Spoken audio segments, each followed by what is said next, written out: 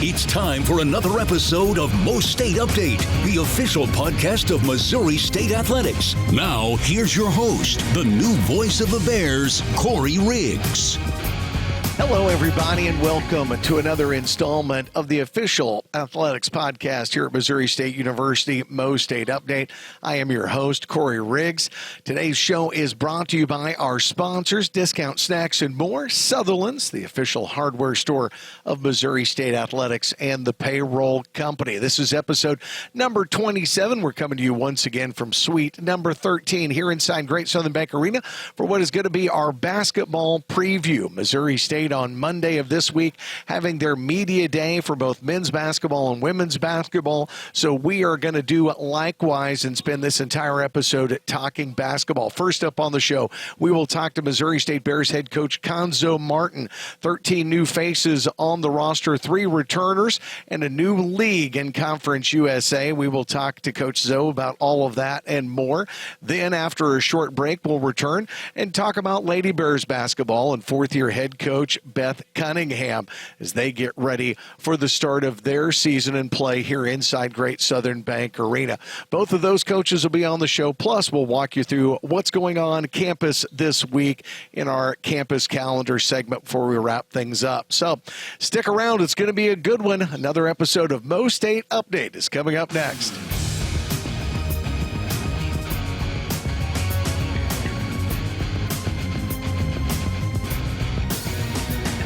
Welcome back to MoState Update, the official podcast of Missouri State Athletics. I told you it was a basketball-only special, and I'm a man of my word. And to get things started, we're going to talk things over with the man who is in his second year of his second stint as the head coach of the Bears, Cuonzo Martin. Coach, first of all, thanks for taking the time to do this. How you doing? Doing great. Thank you for having me. No, it's an exciting time of year. Football is halfway over, and that means we're halfway to the start of basketball season. And you guys are coming off of a weekend where you opened the doors up to everybody this past Saturday and let the fans and friends and family come in and watch the Bears practice here at Great Southern Bank Arena. How did that go? Thought it went well. It was fun. You know, it's always good for, especially with so many new guys, 11 new guys, to be in front of some fans, to feel it. Because oftentimes you get your first exhibition, your first scrimmage, the first time, the nervous energy. But it's always good to have fans around. I let our guys feel it, and I thought they did a good job with the fans in attendance. Now, and say that so much has changed in the landscape of college basketball over the years, and one of the big changes has been the concept of how many exhibition games you get, and now that most people go to I don't even like to really call it a scrimmage anymore. Yeah. It's more of a private practice, yes. And then you have one exhibition, which you're getting ready for yours on Halloween night against Maryville, the yes. Saints out of St. Louis. Have you guys already had your secret scrimmage, your practice yet? It's actually Saturday, so we played Saturday. I don't know what's so secret about it. Because, it's unfortunate because you want to try to play everybody in those games. You want to try to get better. And then oftentimes we play those scrimmages. We'll play 2 20-minute halves, and then we'll say, okay, let's play 10 minutes of all zone or let's play 10 minutes of pressing because there are certain things that you get a chance to see and feel that you might not do every day in your practices. So it's always good, but unfortunately as a score, and sometimes people have perceptions about, the final score, who won the game and all that, but a lot of times those are scripted. Outside the first 20 minutes and the second 20, it's really scripted to try to get everybody to play and to see different things. I think people maybe misunderstand the concept, and that's why I like to say it's more private practice yes. than secret scrimmage, because a lot of what you're working on is specific and situational. Yes, and so sometimes we might say, okay, you have 4 minutes to do whatever you want to do, offense, defense. We have 4 minutes. Then we'll say, okay, there's 1:30 left in the game. Now what are you going to do? What are we going to do? Then we'll say, okay, there's 2 minutes left in the game. Both teams have to press. So you kind of script it so your guys can see something different because, again, there's probably 30% of those closed scrimmages that you don't see every day in your practices because you do what you do in your practices. Mm-hmm. So talking about the start of the season, we mentioned you've got the exhibition here at Great Southern Bank Arena, Halloween night, October 31st against Maryville, 6 o'clock start. Then the Bears will open their season against Missouri Southern. With the change to Conference USA, and everybody knew that was coming this time last year, did it affect your ability to schedule or who you could schedule, or was it pretty much status quo? Well, scheduling is never easy, and it's probably harder. Started probably 3 years ago because with Power 5 teams, they play 20 games. So now you don't get those games like you used to, and it's almost impossible for them to come in here and play us. So you got to go play road games. Now what you don't want to do, you want to play 6, 7, 8 road games because that's tough on your team. So we have 3 road games. We have at UT Arlington, we have Tulsa, and then we have at Xavier. But with scheduling, scheduling costs, and people think, okay, is this schedule anybody? It costs games. So sometimes they schedule good teams to come in and play us. That could cost us $100,000. So now do we have $4,000 to get quality scheduled games? Mm-hmm. Well, with NIL or revenue sharing, that changes the game for you. So now you got to be able to, you want to get quality teams in it, but can you pay them to come in here? And I think that's the most important thing. So I think we look at scheduling and say, okay, why do we schedule this team? Why do we have that team? What is the method behind everything we do?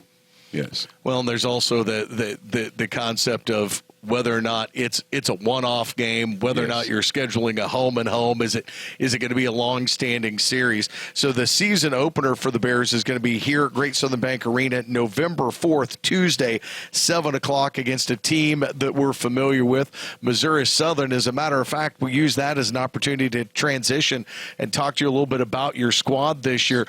Missouri Southern last year came in here, put up a good fight for a while, but I think everybody noticed the former Central Bulldog Tyreek Brooks had an exceptional game against the Bears. Now he's wearing our Bears colors and playing here for you. What kind of jumped out at you when you saw Tyreek last year, and then what was the process like trying to get him back to Springfield, back home? Well, first and foremost, Sam McMahon, the head coach, is a dear friend of mine. He's on our staff here when we won the conference championship. So we weren't recruiting him during the season. So let's be clear that. But, with playing Division II teams, now you can get a chance to gauge. You play teams, but there's so many players that you can see in those games. But, again, once the season's over, he went into the portal, and we recruited him. It worked out great, and he's been a wonderful guy to be around. Extreme talent, very skilled, very approachable young man, wants to get better.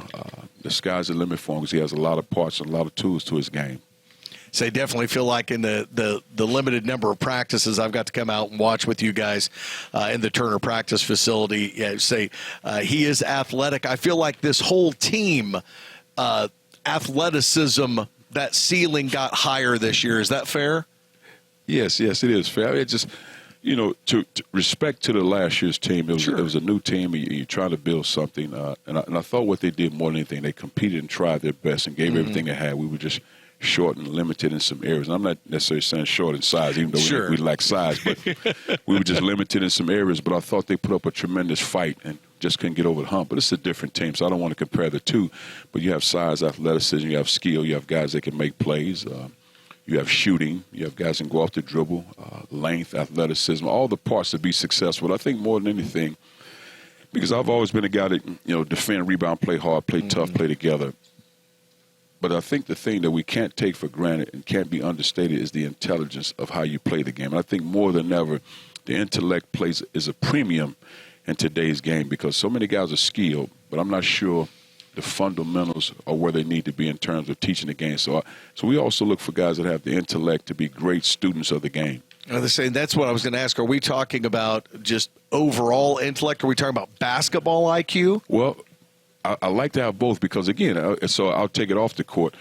You want to have a young man to be very successful in the classroom, so not just get a job but have a great career because that's very important. I think we've stopped talking about that. That part has been neglected because we got so caught up in NIL, revenue sharing, and one and done, all these things that we don't talk about the student-athlete, the quality of an education. So getting a degree is very important. Now, in terms of the game, we spend a lot of time watching film to help our guys to become students of the game, to understand what's going on. So you just can't, because the old saying was a point guard is an extension of the coach on the floor. No, well, in my mind, a big guy can be the same thing. If you're a student of the game, you're a student of the game. You have a feel for the game. Everybody has to know what's going on. So I think it's very important that we put a premium on our guys understanding how to play the game. Talk to me a little bit about the 3 guys that you did bring back from last year's team. You bring back Michael Osei-Bonsu, Zaxton King, and Logan Epps. What was it about those 3 young men that you wanted to keep around and build around for this season? High-level character, high-level work ethic, wonderful young men. And I think outside of however their careers end in terms of basketball, whether they play another 10 or 15 years, they will be exceptional pillars in their communities because those are the type of guys they are. They strive to be successful. they want to please the coach in terms of doing the best job possible in order for me to be successful as an individual, in order for our team to be successful. So they're very selfless guys, which is great about them, and they work extremely hard. And it's been a plus. When you got 3 guys that return to your program, years ago it'd be 8, 9, 10 guys returning, but 3 guys that understand what we're trying to do as a coach, understand what we're trying to do as a staff, it really helps implementing things, not only on the court, but in the locker room, because those guys can reiterate what we talked about on the court and say, no, this is what Coach means right here. Okay, I know he said this, but this is what he really means, so understand this. So that really helps in your locker room. But I'll take it a step further, not just those 3 guys, but also when you have Alex and Nick, those guys are managers. Tim, those guys are managers in the program. And those guys really are aware of what's going on in and around the program. And with the addition of, Chase, my son, as a graduate assistant, also Shaylin Woodbury, Steve Woodbury's son, as a graduate assistant, it really helps when those guys have a feel for what you're trying to do as a staff. Now, you talk about Chase and Shaylin now being in those roles. Does that change? I mean, I can't imagine after all these years it changes what you do as a coach, but you got the experience of coaching him last year. Now, for lack of a better term, I don't want to call it working with you, yes. but coaching with you, working with you, alongside you. What's that experience been like so far here in the preseason with you and Chase? I mean, last year and even this year is great to have him around because he's my son. Because oftentimes, as parents, after high school, in most cases, that'll probably be the last time they live with you, unless there's a pit stop or, you hit hard times. But so to have him, with me in the presence of being around, that part is great because he's a very intelligent young man. He understands the game. He has a great feel for it. Not that I want him to do this coaching thing, and it's his decision. But, man, this takes a toll on you. And if you love it, it'll take everything out of you. And there's nothing wrong with it if you want to do this. So just him making sure if this is what you really want to do. So it's not something I'm pushing, but it's great having him around. It's also great having Shaylin around because I saw him as a young guy. Now he's grown into a wonderful young man. So it's good to have those guys around. So it's life lessons because I think outside of myself, remove me from the situation. I think we have wonderful coaches and teachers that you can be around, not only in the sport but in life. Absolutely. So as far as the new faces on the roster goes, a lot of excitement, I will say, around the Williams, even though they're not related. When we talk about Kobe Williams and Trey Williams, 2 guys that I think probably caught some people's eyes during that open practice this weekend. 2 good players. Again, I think it starts at home, and I've always been a guy, it doesn't matter if single parent home, 2 parents, grandmother raised, your uncle raised, so none of that matters, but you can tell there was teaching and life lessons at home. So you can see the way these guys play and how they approach people. And I've always been a guy that really have awareness of how you treat people, one, when they can't do anything for you or away from the sport. So when we go out in the community, I think those guys are really good at communicating with people and appreciate life. So I love that about them, but also they're phenomenal workers. I mean, those guys work extremely hard. I mean, you hear those guys in the gym, the ball bouncing. Those guys are in the gym all the time. They study the craft. They want to be good at it. But also what's good about both of those guys, they're not afraid to lead, which is impressive. Trey's a freshman and Kobe's a junior, but they're not afraid to lead. I think a lot of people, thinking back to last year's team, knew that one of the uphill battles for the Bears was size. Big Mike was basically your 5 for most of the season, and undersized in that 5. What did you do in the portal in recruiting this year to get him some help and kind of bulk up the Bears down low? Well, Mike has done a great job, but to assist in that, Cam Boone, a 6'10", 6'11" kid from out of East St. Louis, John familiar with that area, aren't you, Coach? But he's really grown. He was 6'7" in high school, didn't really play a lot, and all of a sudden he got bigger and bigger, stronger, really blocking shots well, run the floor well, physical presence. So that's really helped Mike's game grow as well because they battle and compete in practice. Amar's a big kid that's a physical presence, tough, strong, can shoot the basketball. About 6'8", 6'9", 245, 250. But he can bang down low, but also make the three-point shot. And then Keith Paddock at 6'9", maybe 6'10", skilled big, can handle the ball, can pass it, can shoot it, can make plays. Shoots it well. He's one of those guys at the 4 position, and you can put him at the 5 depending on matchups, but he can really shoot it, so he stretch your defense. And he can make shots, he can make plays. So really added those guys been great because, again, they really get after in practice. And then another big, even though he's big in size, he's more of an inside-outside guy. Darion Sutton, transfer from Georgia Tech, who's a skill, can handle the ball. He's one of those guys that can play 4 or 5 positions, can make plays, can facilitate, does a great job getting in the lane, finding guys, uses his size, uses athleticism. So a lot of skill there, a lot of length there, and they've really gotten better with competing against each other. Another guy's a local guy. I wouldn't necessarily consider him a big.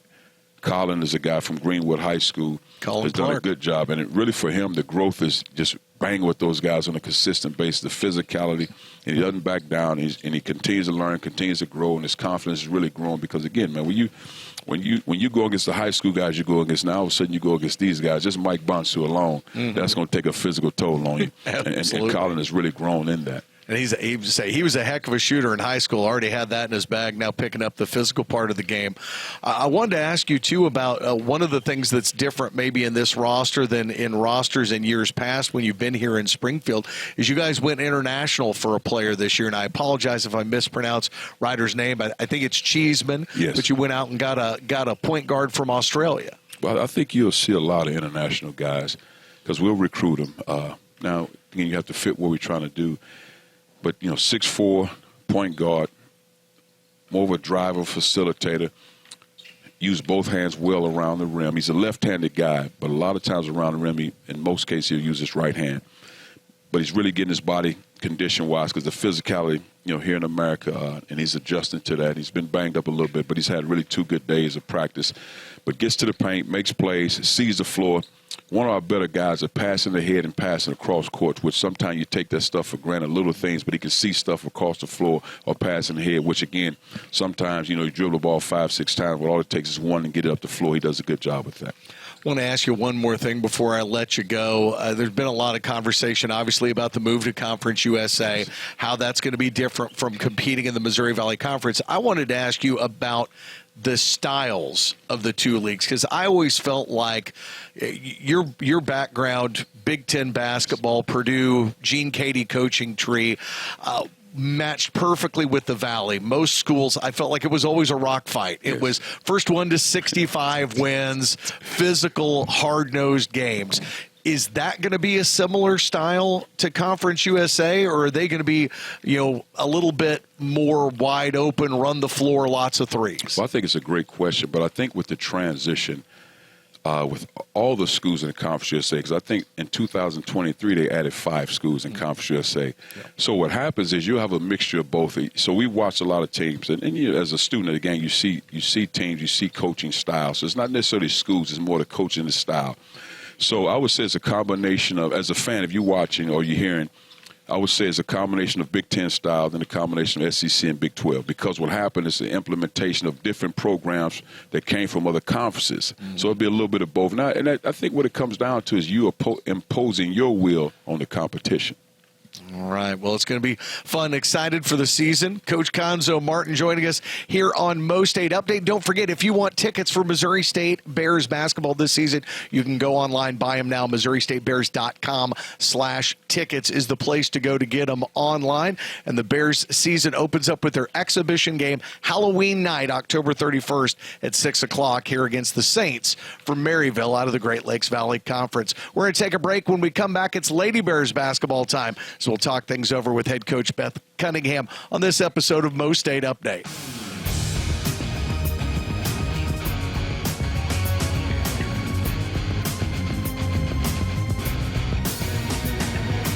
Welcome back to MoState Update, everybody. Our second interview on our basketball preview is now ready to go, and we sit down with the head coach of the Missouri State Lady Bears entering her 4th year, Beth Cunningham. And, Coach, first of all, thank you for taking the time to do this. I know it's a busy time of year trying to get new faces and a new team put together. How has practice been going for you all? Things have been going well. We got together June 1st this summer and really started as the first time we were able to assemble as a group. And I thought we had good summer workouts. I was excited when they came back. I feel like we had a good fall preparation, getting ready for the season to start. And then we start our season September 22nd with official practices. So we've been underway here for a little while and certainly making progress. And if I'm not mistaken, not only have you had your practices, but the way modern college basketball works now, you have like the one exhibition, and people call it like a secret scrimmage. It's really a scripted practice as much as it is anything. You all have already gotten that one out of the way, haven't you? We did. We went and played last Thursday at a neutral, met another team at a neutral site, and felt like we got a lot out of that. We really did. Just the opportunity to play against somebody else, and much like you said, certainly played a number of quarters, but then we did some half-court execution, did some different things, just playing against different people. We're lucky that we have a really good group of guys, a male practice squad that comes in and plays against us. Some days we get more there than others, but it does give us an opportunity to actually play another team that's a little more structured in what they do, and certainly was just, I think our kids were excited to play against somebody else. You always compliment the male players that come in and practice against your team. I have the opportunity to travel and spend a lot of time with the men's team. Now, they're not bringing anybody else in to practice against them. How long has this kind of been a tradition or a thing in women's basketball? I think it's been going on quite some time. Okay. I think really probably mid-'90s, early 90s. When I was in college, I was actually in charge of making sure we had male practice guys at practice every day, because I think Coach McGraw knew that I knew all the good players on campus and who would be a good fit for us. Today's day and age, it's obviously transformed a little bit, and most programs have one of their assistant coaches, one of their video coordinators, grad assistant, coordinating, organizing. So that's definitely what we do. I don't have one of my players in charge of making sure we have guys there for practice. But it has been, I think, a staple for quite some time now. It's just so beneficial, to play against guys. You're not always having to beat up against each other. You can keep your groups together, and then it certainly always helps to have guys in there that are a little bit bigger, a little bit faster, and a little bit stronger. You mentioned the fact that that's been kind of a staple in practice since the 90s. The Lady Bears had not just been a staple, but really the standard bearer of Missouri Valley Conference basketball for most of the years they were a member in that institution. And now all of that history, all of those rivalries, it all starts over this year in Conference USA. Excited about the conference change? Nervous? How does this rank for the coaching staff as far as making a move like this? Honestly, don't really put too much thought into it. I mean, my hope is that regardless if we were in the Valley, we're in Conference USA, that we're competing for a championship every year. And we'll certainly try to put ourselves in a position to do that. I've been fortunate. I've been a part of a couple different conference change affiliations along the way. When I was in college, right after my sophomore year, Notre Dame went to the Big East, so I was a part of that conference change. And then when I went back to Notre Dame, we left the Big East when I was a coach. I think my first year there was our last year in the Big East, and we moved to the ACC. So certainly I've been a part of it before.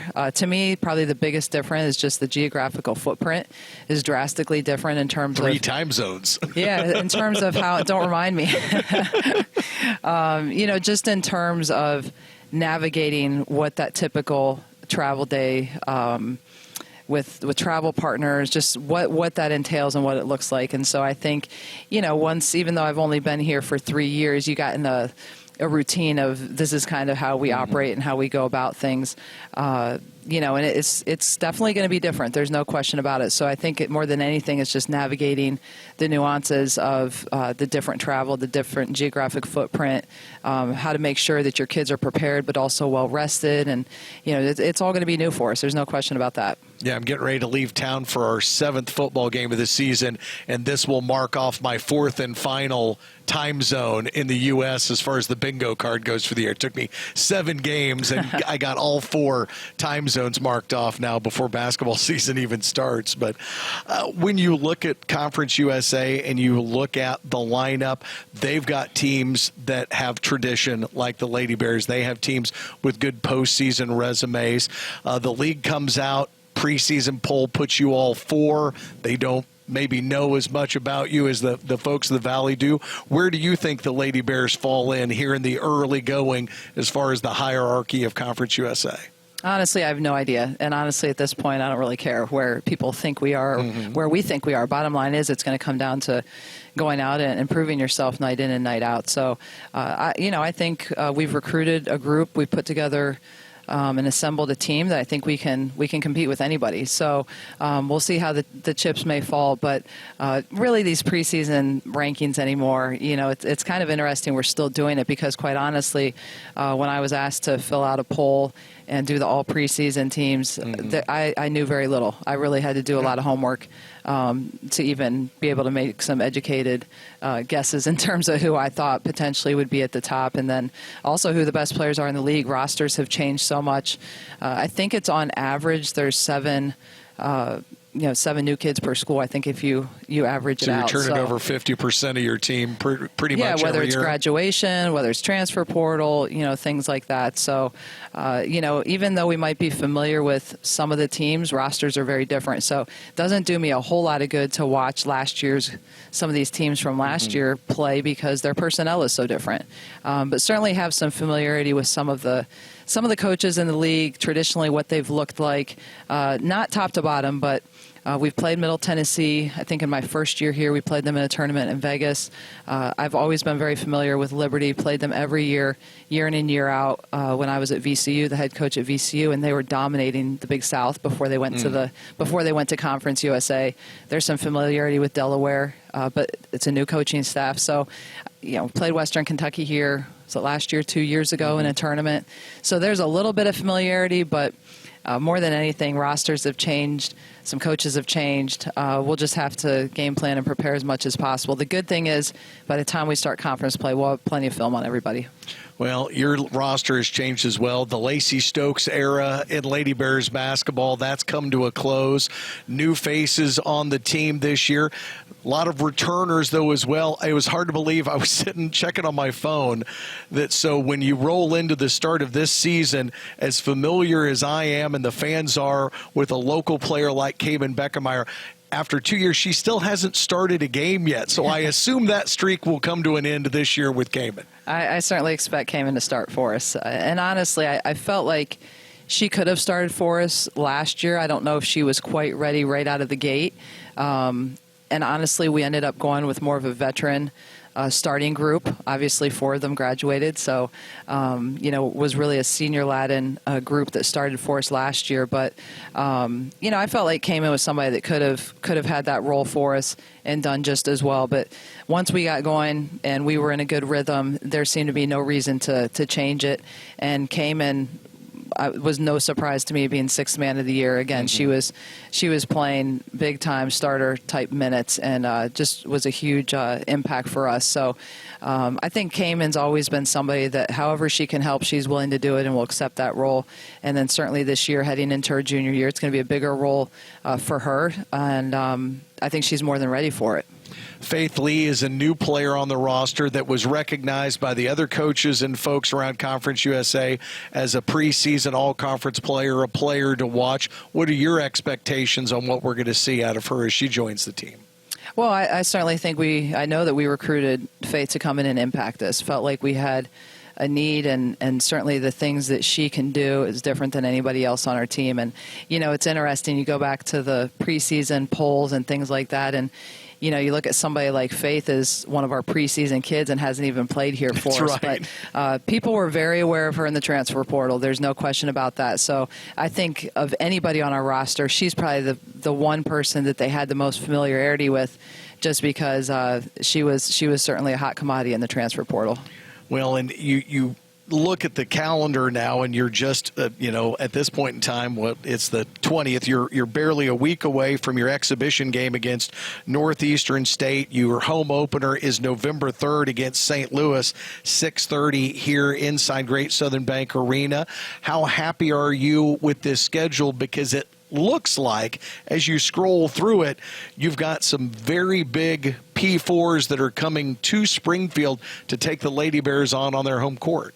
Well, certainly every year we try to put a schedule that's going to prepare us across the board getting into conference play and put a schedule together that's really going to challenge us and put us in the best position possible. We'll certainly have some opportunities. You ask how happy I am with it. I don't know. We've got a tough slate ahead. But as a coach, I think you take it one game at a time. I think we'll have some great opportunities. We're just excited. I think our fans should be really excited about some of the home games we were able to secure here in Great Southern Bank Arena, especially if you look at, opening with SLU, somebody who's a rival only 3 hours away that we go up against in recruiting, and we've gone back and forth with in recent years. And I think you can go on down the line, and then you look at our slate in December. I mean, it's heavy. We've got 3 Power 4 schools coming in to play here. Great opportunity to see some really good basketball. We'll just kind of have to try to chip away one game at a time, and the schedule is set. Whether I like it or not, the schedule is set. And you talk about that run in December 7th against Kansas, December 13th against Arkansas, December 19th against Gonzaga. And I'm not going to try to make something out of nothing to say that you've got any sort of a rivalry or anything with Kansas, but you have had pretty good luck in the portal getting some guards to come from Kansas over here to Missouri State to play here in recent history. Well, in my first year, you look at Anaya Thomas. She was one of the biggest impacts we had just right off the bench, and really turned into a phenomenal player for us here, and was in that conversation for, Defensive Player of the Year and Player of the Year candidate type of year that we ended up having, and certainly impacted us. And then, most recently, Zoe Canfield is somebody who was at the University of Kansas her freshman year.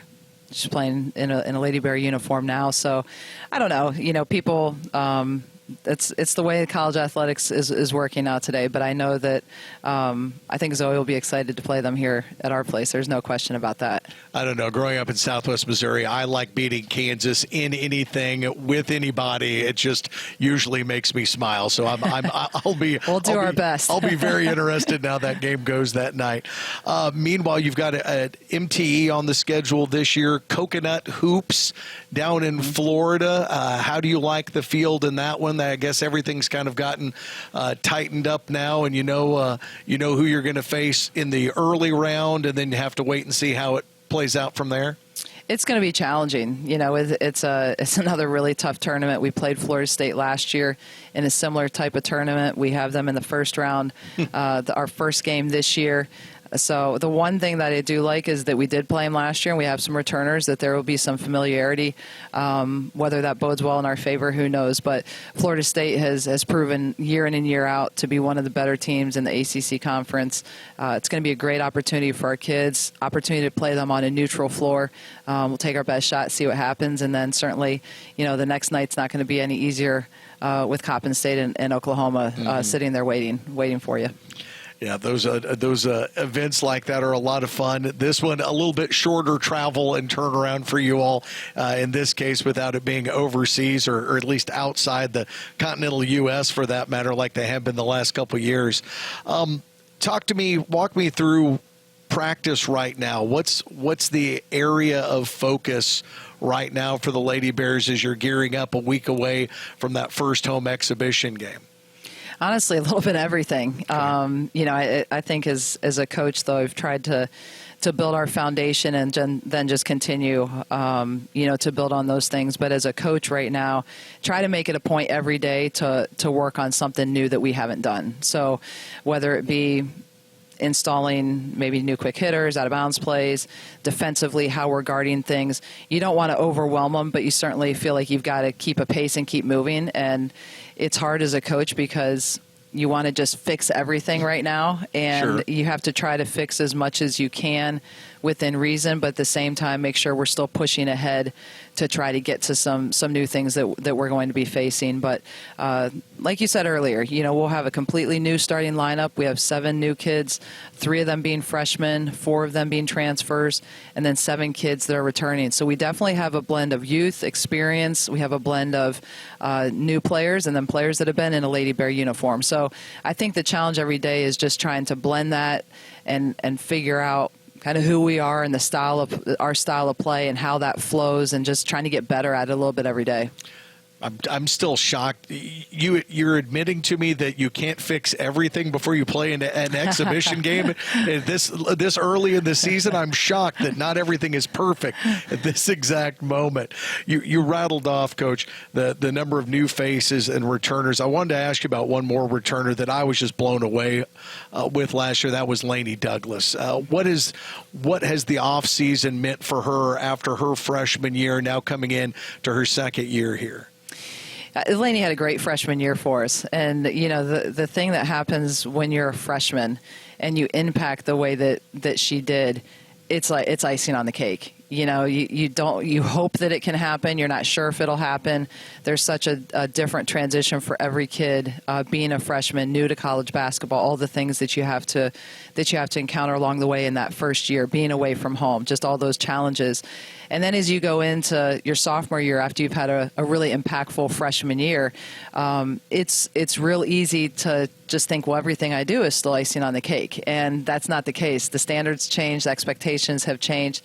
And when I say the standards, you're just in a different role. Mm-hmm. And she's certainly in a different role. She had an opportunity to have a year with Sarah Lithicum, and the way that Sarah approached everything every day and just went about how to compete every day on the floor. And so hoping that, that really that Lainey really learned a lot from that and can start to do that herself and carry that forward, because as you come in as a sophomore that had such a great year as a freshman, there's just a different expectation. You're probably going to be in the starting lineup. You're no secret on the scouting report anymore. You're the dominant one primarily in the paint that people are trying to stop. So things get a little bit tougher, just naturally. And so you often hear about a sophomore slump. We're trying like crazy. You got to try to avoid the sophomore slump. And what does that really mean? I think a lot of times that you've had such a really good freshman year where, again, everything you did well, it was just the icing on the cake that really, really helped us. And we don't win the regular season championship without the kind of minutes that she gave us, the kind of quality minutes. But as you head in, you can't be complacent. You can't be just satisfied thinking that you're just going to step out there again and it's going to happen. And so it's just really being intentional and diligent about going about it, just with a competitive spirit every single day to try to get better, because everybody's gunning for you. Like I said, you're not a secret anymore. And so I think Lainey had a really good offseason in terms of what she did this summer in the weight room, has a great skill set, continues to really develop in that area. So it's just the little things along the way that's going to be part of the process. But I think she's doing everything she can to put herself in the best position possible so that we can avoid that sophomore slump. Well, like Lainey Douglas, the Lady Bears never were a secret in the Missouri Valley Conference. They're not going to be a secret in Conference USA either, as they're going to get a lot of people's attention early and often. Coach, we appreciate the time. Best of luck this season. Thank you. Appreciate it. Remember, you can go online to MissouriStateBears.com/tickets. Season tickets, single game tickets for Coach Cunningham's Lady Bears are already on sale. You can go online, MissouriStateBears.com/tickets, and get yours now. That exhibition game and the season opener with SLU is right around the corner. We're going to take one final break. We'll come back, give you this week's campus calendar, and wrap things up after this on MoState Update.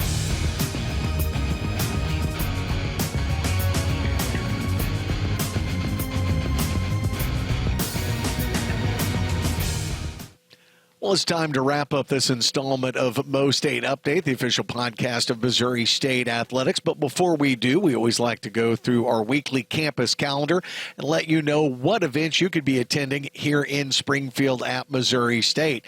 And it begins this week on Tuesday night with soccer, as Missouri State will renew their longtime rivalry with former Missouri Valley Conference foes Drake, as the Bulldogs come to town and take on Missouri State at Betty and Bobby Allison South Stadium. That game time is 6 o'clock because it is Sporting Kansas City night and it's Springfield Public Schools night. And immediately following the conclusion of the Bears and the Bulldogs, there will be a boys high school soccer match contested as well on the pitch there at Betty and Bobby Allison South Stadium. So that'll be a great way to jumpstart your week if you want, with a soccer doubleheader just across the street here from Great Southern Bank Arena. Meanwhile, the volleyball season is winding down. Just one other home home series after this coming weekend, as Coach Mack's team will be home Friday and Saturday with games at 6 o'clock Friday night, 1 o'clock Saturday, as Missouri State Volleyball in Conference USA play is hosting Louisiana Tech. Both games all weekend is the Green Games for Mental Health Awareness. So we hope you can come out and take part in that one. Meanwhile, one other thing on the schedule for Saturday night as we head back to Betty and Bobby Allison South Stadium, and Missouri State men's soccer, they get back into league action as they get ready to host the Memphis Tigers. That match will be Saturday night, 7 o'clock on ESPN+. Coach Siebold's Bears will take on Memphis. That is going to be Missouri State Student Athlete Night, and it'll feature a performance from the Sugar Bears. So you want to mark that one down on your calendar. You can make a day of it with some volleyball and then move across the street for soccer on Saturday night. Another busy week here on the Missouri State campus. That's going to do it for this episode of MoState Up-A-Date, episode number 27, our basketball preview. We want to thank both men's and women's basketball coaches here in Cuonzo Martin and Beth Cunningham for taking their time out of their busy preseason schedules to sit down and talk a little ball with us. In December, we will start Inside the Den with Coach Cunningham and Coach Martin, available at 7 o'clock live at Big Shots Golf. And, of course, if you're interested in getting your basketball tickets for either men's or women's basketball, we recommend you do it now. Go online to MissouriStateBears.com/tickets and start getting those tickets. Season tickets still available, or start to get your single game tickets for the upcoming season. The inaugural season for men's and women's basketball is a part of Conference USA. So thanks to Coach Zoe and Coach Cunningham, and thanks to all of you for taking part in this round of MoState Update. Until next time, I'm Corey Riggs, and remember, there's no state like MoState. Thanks for being a part of this one. This is MoState Update.